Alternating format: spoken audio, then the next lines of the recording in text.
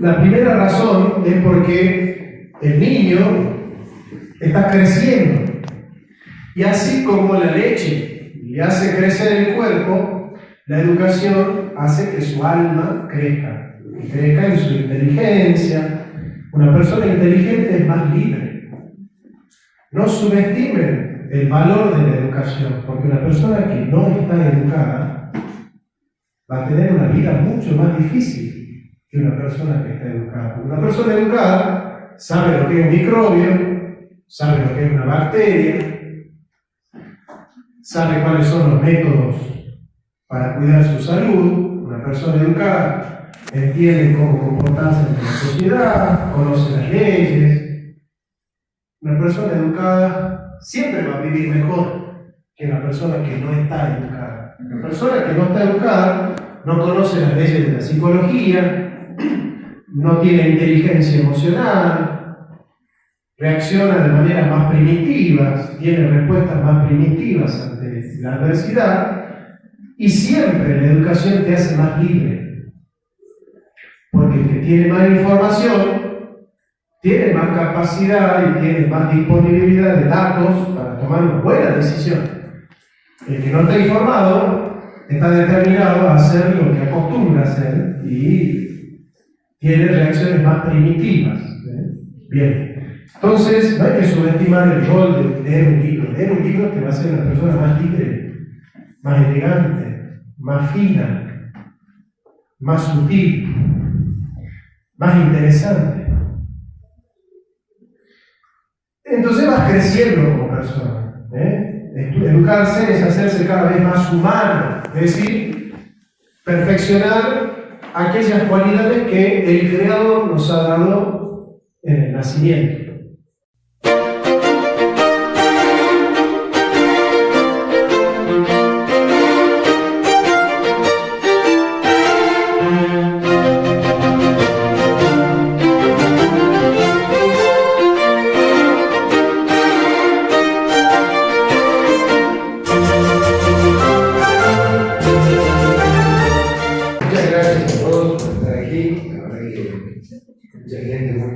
Que está comprometida con Perote, con el municipio. La verdad que es importante que sigamos creando estos espacios para poder conversar de ciertos temas que son incómodos. Nosotros no venimos a tratar temas cómodos, en general estamos acostumbrados a que ustedes se pongan incómodos cuando están de ese lado, porque en realidad la realidad es incómoda. ¿Sí? Las cosas que suceden ahí afuera son incómodas para nosotros. No son cuestiones simples de tratar. Cada vez que nos topamos con alguien, esa persona nos da un desafío de poder interpelarla. Y esa persona nos da información respecto de un pensamiento quizá muy diferente al nuestro. Y tenemos que saber qué hacer con ello. Por eso estamos acá, para poder pensar las bases desde las cuales nosotros estamos hablando, nuestros discursos, y las otras personas, el otro, la otredad, ¿sí? Está pensando su propio discurso. Y podemos pensarnos o totalmente diferentes a ellos, o totalmente nos sentimos identificados con ellos. Por ejemplo, las personas que van a la misma congregación, uno se siente casi totalmente identificado con el otro, pero se siente totalmente diferente de alguien, por ejemplo, que predica un modelo LGBT. Y podríamos pensar si esto es así o no. Podríamos llegar a pensar realmente si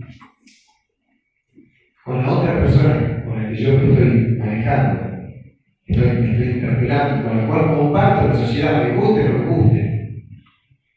Porque a mí me gusta o no me gusta, yo tengo que compartir el hospital, tengo que compartir las escuelas, tengo que compartir mi sociedad. Son mis vecinos, van a comprar al mismo lugar.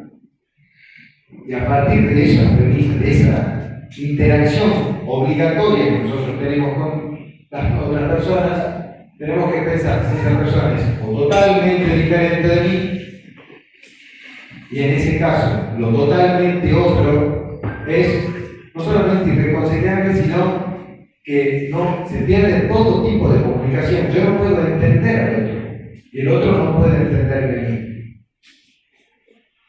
Eso, en principio, es un error. Pensar al otro como totalmente otro.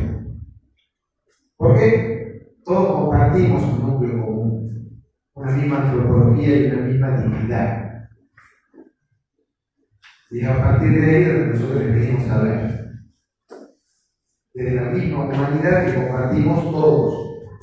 Pero también sería un error pensar que todos somos iguales, idénticos.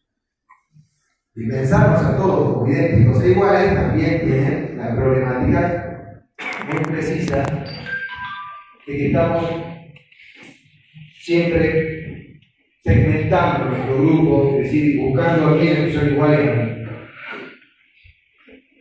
Y de alguna manera nosotros tenemos que entender que no somos ni totalmente iguales ni totalmente diferentes. Que somos análogos. Es una palabra interesante, la analogía. Jonathan alguna vez me enseñó, conversando con él en tantas noches filosóficas que tuvimos, me dijo algo muy interesante y que realmente de alguna manera cambió mi visión de ciertas cosas. Él me dijo, no se puede pensar si no es en modo analógico. ¿Qué significa la analogía? Que en parte el otro es igual y en parte es diferente. En parte somos iguales a aquellos a los cuales muchas veces nosotros decimos que odiamos, que no nos gustan como son, que no tenemos nada que ver con ellos. En parte tenemos cosas que son iguales. Por ejemplo, la dignidad humana. Por ejemplo, nuestra voluntad. Por ejemplo, la capacidad de elegir. Por ejemplo, la capacidad de pensar, nuestra inteligencia. Que algunos deciden desarrollarla más y otros deciden desarrollarla menos. Todavía en la gira no hablamos de este tema, me gustaría tocarlo porque me parece muy importante para que se entienda qué es lo que tenemos que hacer con nuestros hijos o qué es lo que tenemos que fomentar en nuestros hijos, en nuestros jóvenes e incluso nosotros mismos como adultos.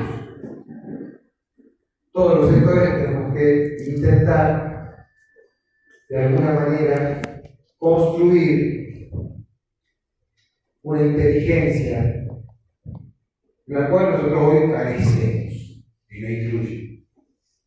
Esa inteligencia se da en el poder reconocer la realidad tal cual es, como viene, con todas las dificultades que eso implica, y no querer imponer nuestra propia ideología a esa realidad para poder dominarla. En todo sentido. ¿Sí? Eso es lo que hace el progresismo. Y eso es lo que hace toda ideología en realidad. El progresismo es un tipo de ideología. ¿Qué hace el progresismo con respecto a la realidad? ¿Cómo se para el progresismo respecto a la realidad? Es muy interesante porque después de un autor alemán que se llama Immanuel Kant, que tiene algunos conceptos filosóficos interesantes, nosotros frente a la realidad nos paramos con ideas a priori. ¿Qué significa a priori? ¿Qué significa una idea? Que una idea sea a priori. En contra de una idea a posteriori. Bueno, a priori significa antes de. ¿Antes de qué? Antes de la experiencia de la realidad. Entonces, antes de que yo tenga la experiencia de esa realidad, yo voy a decidir cómo son las cosas. Y al decidir cómo son las cosas antes, luego, cuando voy a la realidad, trato de torcerla tanto que esa realidad me quede en mi modelo mental que yo decidí antes de ir a la realidad, a priori. ¿Me explico? Bueno, ya aprendieron Kant. Aprendieron básicamente Kant. Eso es algo básico de Kant. Eso es muy importante de entender. Eso es un esquema básico de una ideología. Pero, claro, antes de Immanuel Kant hubo una disputa muy importante que se tradujo en todo lo que es luego la modernidad y lo que es hoy la posmodernidad. Vamos a explicar un poquito esto. La historia de la filosofía clásicamente se divide en antigüedad, época medieval, o medioevo, o la época oscura, le dicen donde no pasó nada, después viene la modernidad, después viene la posmodernidad.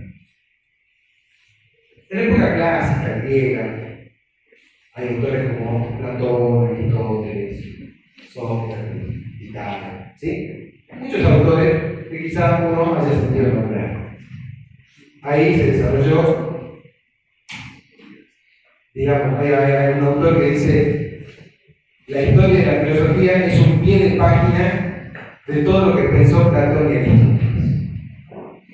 Así. O sea, que ellos dos pensaron casi todo lo que vino después, ¿no? Fue como un desarrollo completo del pensamiento de esos dos grandes filósofos de la historia. Pero nosotros nos vamos a centrar en una época que es el medioevo, la Edad Media. ¿Por qué se llama la Edad Media? ¿Y quién le puso Edad Media? Bueno, en la modernidad, después de un autor que se llama Descartes, esos autores pensaban que ellos eran los modernos, los que realmente podían pensar, y que se estaban peleando, esos modernos se estaban peleando justamente con la escolástica, con los autores escolásticos que son justamente los que estaban ahí, con la baja escolástica, los que estaban cerrando la escolástica, pero esos autores son los del medioevo. Ellos decían: miren, los autores importantes son Aristóteles, Platón, etc. Y después hay una época oscura que queda en el medio entre Platón y Aristóteles y nosotros. Por eso se llama Edad Media, porque queda en el medio. Pero en realidad ahí no pasó nada. En esos 1000 años no pasó nada, nadie pensó nada, no hay nada relevante que decir. Eso era lo que proponía la modernidad, ¿sí? ¿Por qué? Porque ahí se pensó a Dios. Entonces ellos hicieron teología. Solo teología. Entonces, filosóficamente nosotros no lo vamos a tener en cuenta y vamos a recuperar, hay un hambre por recuperar a los griegos y hacerse ellos mismos griegos. Bueno, bien. Todo esto es por el Renacimiento y la Ilustración, ¿sí? Pero en particular, hay algo que sí sucedió en 1000 años de pensamiento. Claro que pasaron cosas ahí, y muchas cosas. Y una de las más importantes es, de alguna manera, una disputa que se dio entre dos autores. Uno que se llamaba Tomás de Aquino y otro que se llamaba Thomas Scott. Vamos a simplificar la cuestión para que se entienda cuál era la problemática. La problemática era entender si Dios teniendo voluntad y teniendo inteligencia, que son dos principios de operación, como lo tiene toda persona humana. ¿Todos ustedes tienen voluntad? ¿Pueden decidir lo que van a hacer después de salir de la habitación? Claro. ¿Alguno vino sin voluntad propia aquí a esta conferencia? Todos tenemos voluntad y todos tenemos inteligencia. Sabemos que estamos haciendo aquí. Esos dos principios de operaciones son los que nos demuestran a nosotros que no solamente somos un cuerpo que camina y un cerebro que va diciendo no somos una máquina, que tenemos un alma. ¿Cómo sabemos nosotros que tenemos un alma? ¿Cómo le podemos probar a alguien que nosotros tenemos un alma? Por nuestros principios de operación. ¿Sí? Nuestra voluntad y nuestra inteligencia. Entonces, ahí Estamos viendo el efecto de justamente la causa que es nuestra alma. Bien, teniendo en cuenta esto, podemos decir, ¿qué es más importante? ¿Nuestra voluntad o nuestra inteligencia? Sería interesante la pregunta. Esa fue la pregunta, a grosso modo, que se hicieron estos dos filósofos. ¿Y cómo es que la contesta Duns Scotus? Y Duns Scotus dice que yo considero que lo más importante de los dos es la voluntad. Y es que esa voluntad de Dios es la que ha creado todo.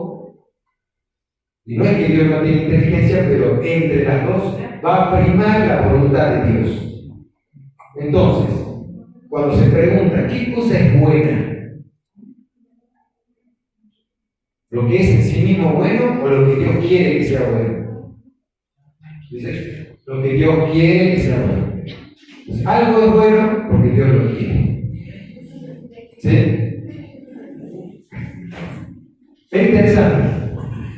Pero luego Tomás de Aquino viene a plantear otra cosa. Dice, no, lo más importante, lo que va a primar entre los dos, es la inteligencia de Dios.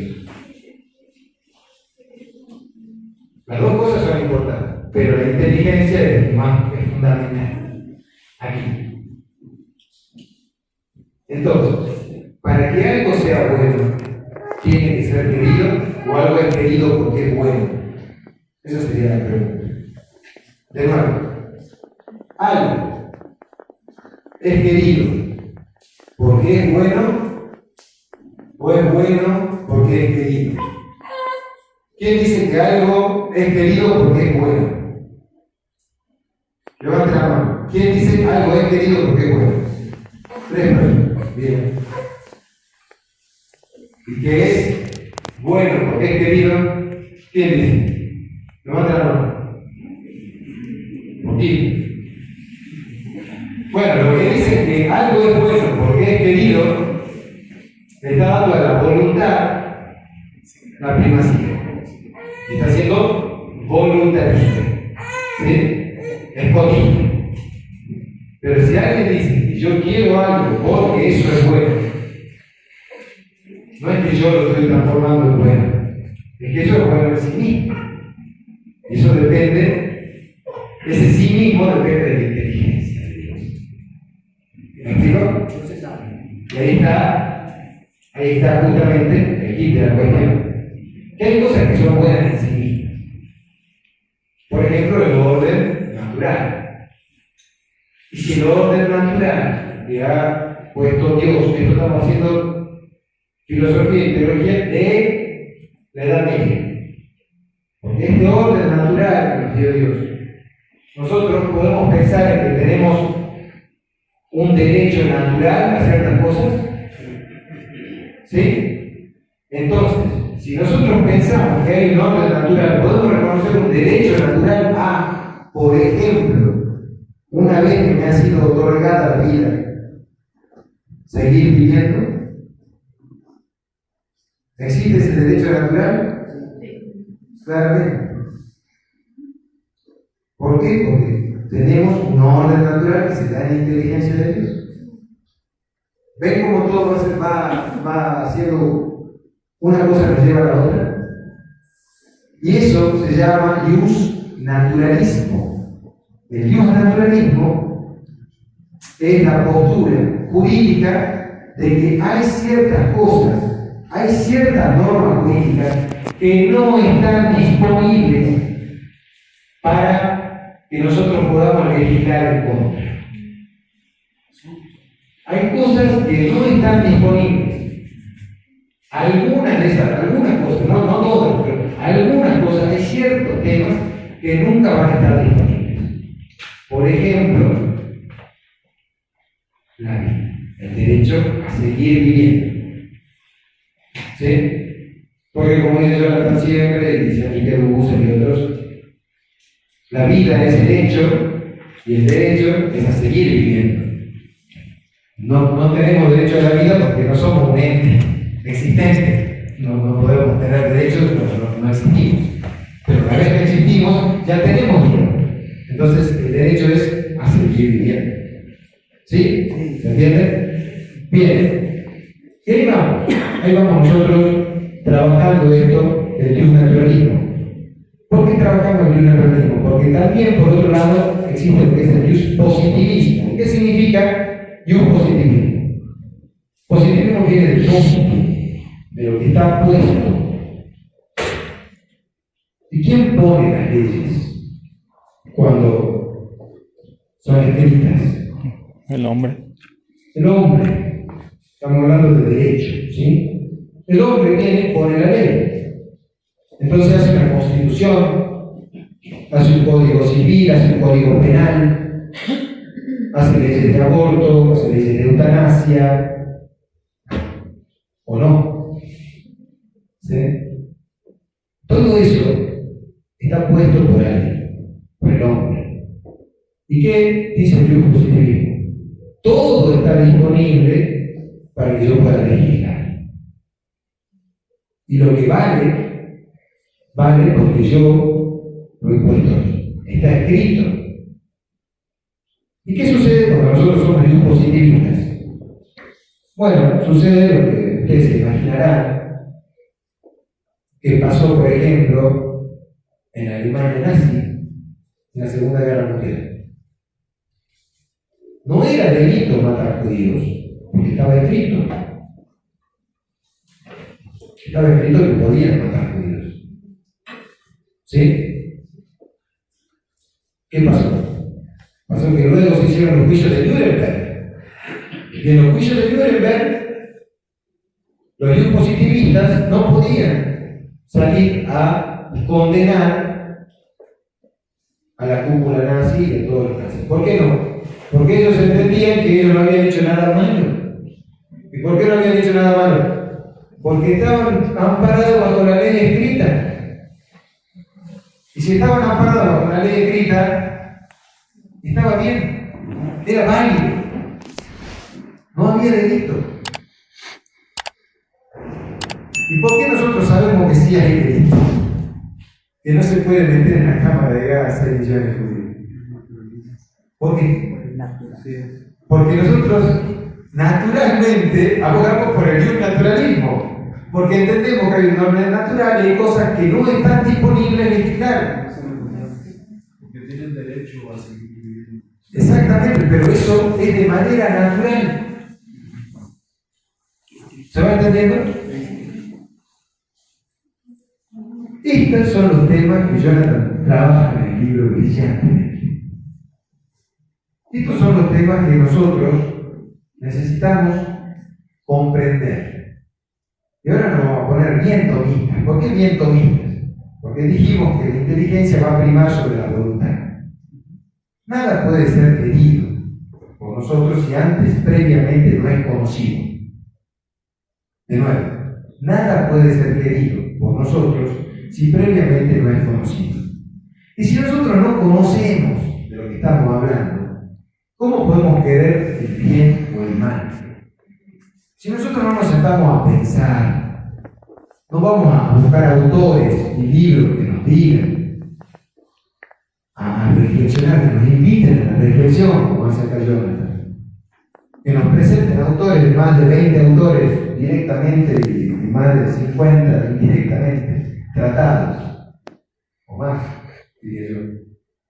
Esas cosas son las que nosotros tenemos que pensar si estamos cultivándonos intelectualmente. Si es un desafío para nosotros o no es un desafío para nosotros. Yo no voy a hacer la pregunta que muchas veces hago de cuántos libros leyeron en el último año, porque no es cómoda la pregunta, pero se la pueden llevar acá, en el corazón. O de cuánto tiempo ustedes reflexionan sobre ciertos temas para de alguna manera tratar de hilar algún argumento. O le preguntan a una persona que sabe más que nosotros del tema, como yo he hecho con Jonathan muchas veces, en todo lo que él sabe mucho más que yo, y que él ha hecho conmigo en algunos temas que yo sé un poco más que él, y yo además de todo esto soy contador, entonces por ahí me pregunto de otras cosas. Entonces, cada uno tiene un tema específico del cual puede dar cuenta. Y eso sería bueno que nosotros empecemos a pensar en que podemos tener ciertos temas específicos en los cuales tenemos que ahondar y tenemos que, de alguna manera, ser más inteligentes, desarrollar nuestra inteligencia. Es crucial esto para lo que hoy llaman una lucha contra ciertas ideologías. Y la lucha tiene que ser contra las ideologías, y eso tiene que quedar claro. No contra las personas que están en esa ideología y que no la entienden. Porque muchas veces nosotros nos ponemos en juzgadores del otro. Y en ese caso, no es válido ponerse a juzgar, porque nosotros tenemos más miserias, seguramente, que el resto de las personas. No lo sabemos, no nos podemos comparar, porque interiormente cada uno sabe con lo que carga. Entonces, no me parece válido que nosotros estemos por ahí con un dedo acusador, diciendo, vos sos así. Ahora, yo leo un libro de Jonathan, y después leo un libro de Laje, y después leo un libro de cualquier libro que ustedes quieran leer. Y después voy y dije, porque ya me enteré de que era el progresismo, ya leía el Luce Coto acá, entonces vos sos así, vos sos voluntarista, vos sos así, esto, entonces vos no sabés nada. No es la idea tampoco. La idea es poder cultivarse para poder ser más humilde. Porque la sabiduría se va ganando así, vamos reconociendo todo lo que nos falta por saber. Yo creo que este es un llamado para que nosotros nos pongamos de alguna manera con un objetivo claro, una capacidad de mejorar nuestra inteligencia y que no le dejemos toda nuestra voluntad. No le dejemos toda nuestra voluntad. No seamos voluntaristas de hecho, de facto. No seamos voluntaristas de facto. Tratemos de profundizar sobre estos temas. Estos espacios sirven para esto, yo por eso los felicito porque estén acá. Porque sé que están interesados. Pero esta idea también la podemos diseminar en otros ámbitos. Y sé que acá hay muchos líderes que sí se preparan, que están para ello. Que tienen una ley, etc. Tenemos que hacer que esas personas profundicen. Y la filosofía es un medio idóneo. La buena filosofía es un medio idóneo. No las ideologías, las buenas filosofías. Acá Jonathan, en la primera página de su libro, nos da definiciones de ideología, de progresismo, perdón, y trabaja lo que es una ideología. Además de trabajar mucho en otras cosas. Es una buena introducción, de alguna manera, poder leerlo. A mí me da un placer enorme hacer la gira con él, porque cada noche que tenemos de conversación, cada viaje, en cada rincón, en cada exposición que da acá parado frente a todos ustedes, yo aprendo mucho. Aprendo mucho de él. Entonces, bueno, ahora le vamos a dar la bienvenida y espero que lo puedan disfrutar realmente, porque bueno, es un lujo tenerlo. Y bueno, yo les doy las gracias por haberme escuchado y espero que tengan ahora el placer y el honor de recibirlo con un fuerte aplauso. Gracias.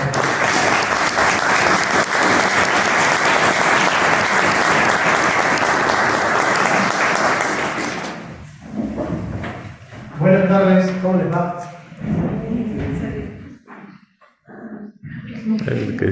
¿Para qué despierte? Sí, ¿no? Sí. Ah, ¿está lloviendo? Ah, sí, hay una bonita, ¿verdad? Sí, ya empezó, pero Mover tantito. ¿Puedes hacerlo desde tu lugar, ¿no? Sí, sí, bueno, hacemos así, más atrás. Ahí.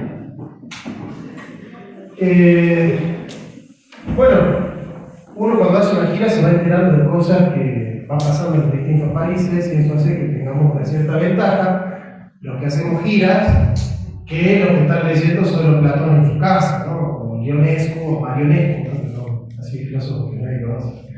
Los filósofos romanos, nadie conoce. Ionesco y Marionesco, ¿por qué esto termina en Esco, ¿no? Los filósofos romanos, ¿no? Y bueno, sinceramente, la capacidad que tiene el progresismo de reinventarse es extraordinaria. Podríamos decir que los progresistas tienen una imaginación a prueba de balas. Todo el tiempo se autosuperan en cuestiones cada vez más ridículas, ¿no? Bueno, si uno habla de progresismo, tiene que definir qué es el progresismo, porque parecería que nosotros tenemos muchos enemigos y que son sinónimos. A ver, nosotros ¿contra quién combatimos? Levanten la mano quienes sostienen que el enemigo es la nueva izquierda. Uno solo, dos. ¿Quiénes sostienen que el enemigo es el progresismo? ¿Qué otra cosa hay? ¿Quiénes sostienen que el enemigo es la posmodernidad? ¿Estás lleno de enemigos, vos, pastor? Las compraste todas. ¿Estás lleno de enemigos? No sigo preguntando. La ideología. Lo cierto es que progresismo, izquierda y posmodernidad son cosas muy diferentes. Y si hacemos un poco de filosofía, mientras que no caiga el vaso, la gota, no estoy viendo.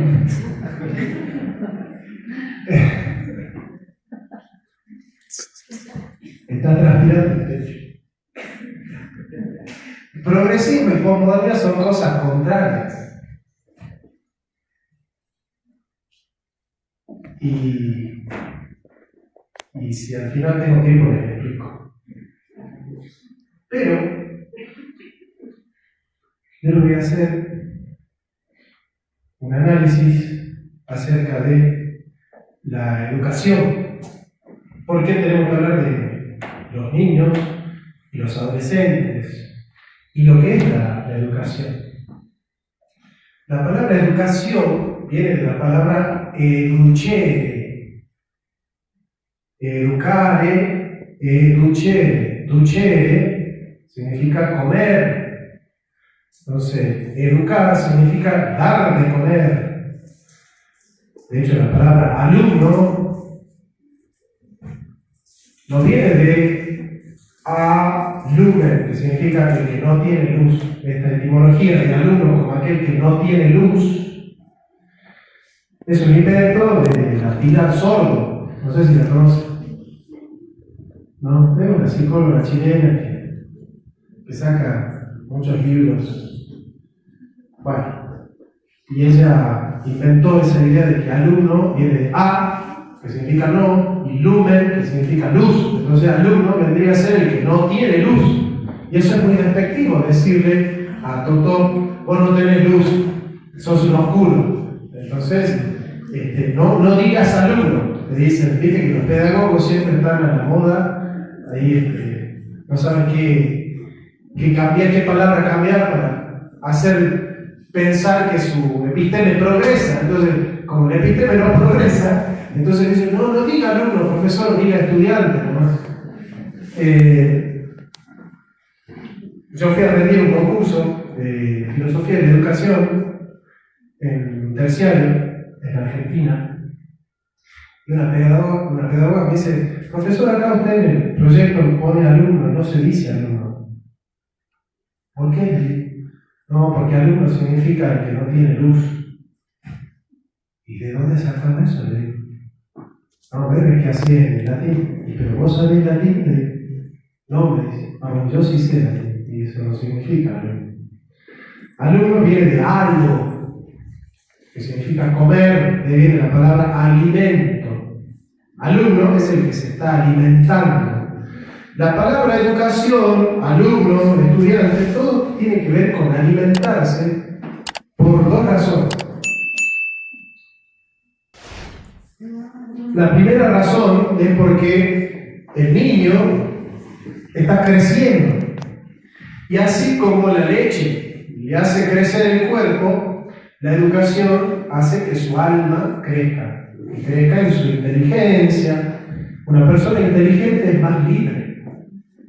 No subestimen el valor de la educación, porque una persona que no está educada va a tener una vida mucho más difícil que una persona que está educada. Una persona educada sabe lo que es un microbio, sabe lo que es una bacteria, sabe cuáles son los métodos para cuidar su salud. Una persona educada entiende cómo comportarse en la sociedad, conoce las leyes. Una persona educada siempre va a vivir mejor que una persona que no está educada. Una persona que no está educada no conoce las leyes de la psicología, no tiene inteligencia emocional, reacciona de maneras más primitivas, tiene respuestas más primitivas ante la adversidad, y siempre la educación te hace más libre, porque el que tiene más información tiene más capacidad y tiene más disponibilidad de datos para tomar una buena decisión. El que no está informado está determinado a hacer lo que acostumbra a hacer y tiene reacciones más primitivas. Bien, entonces no hay que subestimar el rol de leer un libro. Leer un libro te va a hacer una persona más libre, más elegante, más fina, más sutil, más interesante. Entonces vas creciendo como persona. Educarse es hacerse cada vez más humano, es decir, perfeccionar aquellas cualidades que el Creador nos ha dado en el nacimiento. Aristóteles diría actualizar nuestras potencias, es decir, aquellas propiedades de nuestra esencia humana que vienen con nosotros. Actualizarlas significa perfeccionarlas. Actualizarlas. ¿Qué significa actualizarlas? Ponerlas en acto. Realizarlas. Me gusta esa palabra. Realizar. Significa hacerlas reales, ¿no? Realizarlas. Claro. La educación tiene que ver con eso, pero además porque tiene que ver con un compromiso del educando.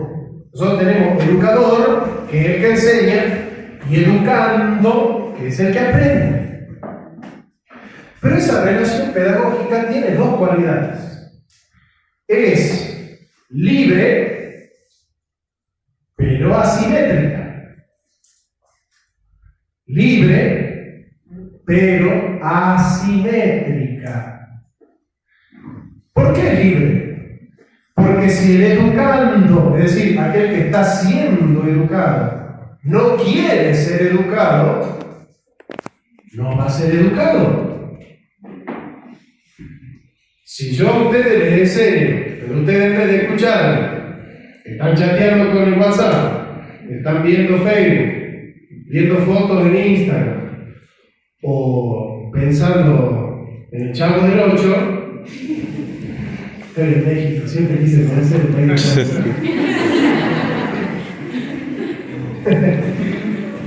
No van a aprender. No van a aprender, ¿sí?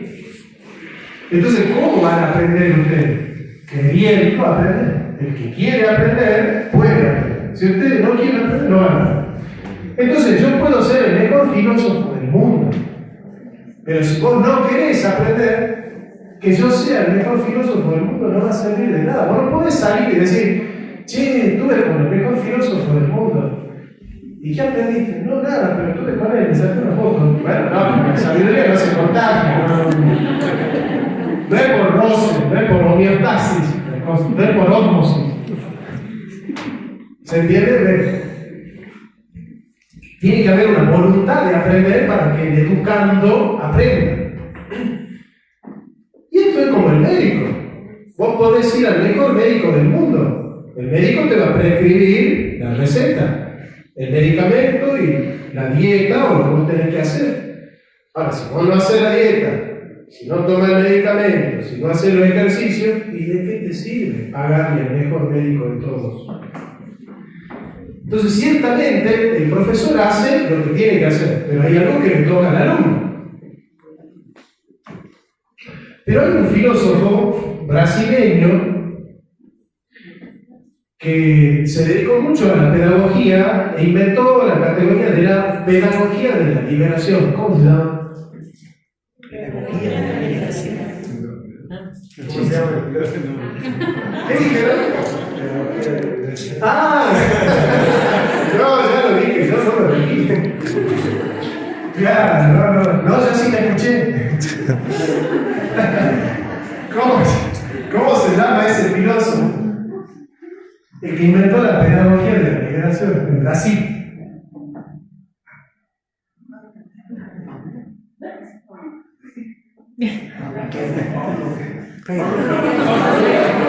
Dígalo si no la.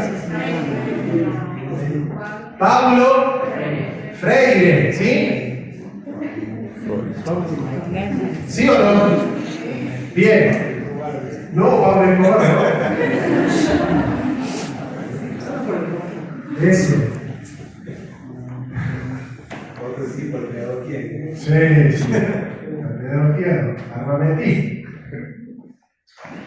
Y Pablo Freire desarrolla su tesis. La tesis consiste en que en realidad nadie enseña a nadie. Dice, en realidad es el fundamento de una pedagogía opresora decir que el profesor sabe y que el alumno no sabe. Entonces Freire dice, ¿y quién te dice que el alumno no sabe? ¿Por qué decís vos que vos sos el único que sabe si acá nadie tiene la verdad? La escuela es opresora cuando plantea que el profesor sabe y el alumno no sabe. ¿Se dan cuenta de dónde la Pilar Sordo va a sacar el concepto ese de alumno como que no tiene luz? ¿Y quién dice que no tiene luz? Entonces, el maestro y el alumno son pares, son iguales.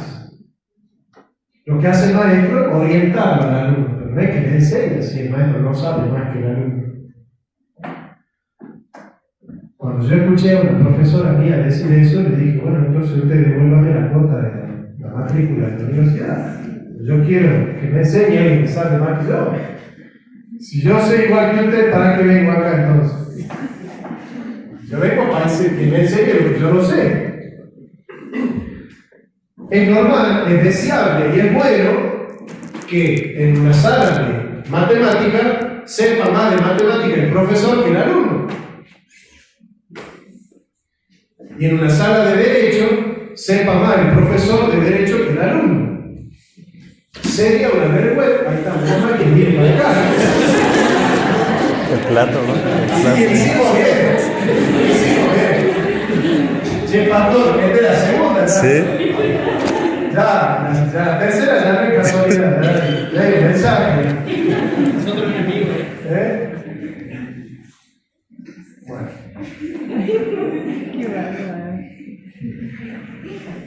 Claro. A ver, sería una estafa que uno de ustedes sepa más de filosofía que yo. Sería una estafa. Yo sería un estafador si uno de ustedes sabe más de filosofía que yo. Porque el filósofo, el especialista en filosofía soy yo.